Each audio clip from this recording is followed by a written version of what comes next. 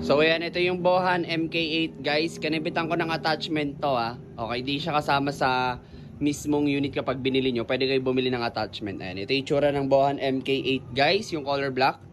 Ayan, naka-prime magazine na rin to. Ayan, nasa 200 FPS to 220 FPS rin yung ating Bohan MK8. Ito yung design niya. Meron siyang blowback dito. May dust cover din yung kasama niya dito sa likod. Ayan, adjustable yung buttstock na ito.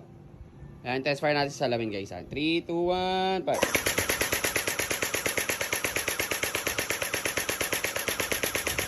Ayan, to check naman natin yung blowback niya para makita nyo.